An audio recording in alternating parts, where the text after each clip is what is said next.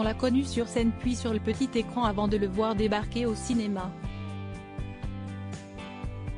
À 47 ans, voilà maintenant près de 3 décennies que Jamel Debbouze fait rire son public. Des spectateurs aussi fidèles que reconnaissants, qui ne rechignent pas à découvrir tous les projets de leur idole. Et autant dire que s'il est aussi bon acteur qu'humoriste et animateur du Marrakech du Rire, il compte désormais une ligne supplémentaire sur son CV, celle de propriétaire de restaurant. Le monde est allé à la rencontre de Jamel Debbouze dont le restaurant Dar Mima, situé sur le toit de l'Institut du monde arabe à Paris, a ouvert ses portes en février dernier. Un challenge qu'il a réalisé en hommage à la cuisine de sa mère Fatima Debbouze. Dar Mima paraît loin de mon métier, mais il ne l'est pas de moi et de mon histoire.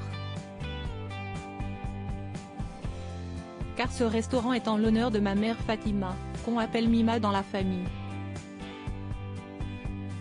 Il fait écho à la cuisine marocaine de mon enfance, indique Jamel Debbouze. Au menu, les plats traditionnels et familiaux que l'on trouve au Maroc mais aussi une belle carte des vins qui ravit les clients. Mais ces derniers ne doivent pas dire merci à Jamel Debbouze sur ce coup-là, je ne bois pas de vin. Notre sommelier a fait de très bons choix, d'après ce que j'ai entendu de la part des clients. Il y a des vins d'un peu partout et également du Maroc, où ils sont aussi de grande qualité, rajoute-t-il. Jamel Debbouze en profite pour dévoiler un pan de sa vie privée avec Mélissa Theriault, à la maison, si estime ma femme qui achète du vin si on reçoit des amis. Mais entre nous, dans le couple, le vin n'est pas un sujet. Désolé, je ne peux pas en parler.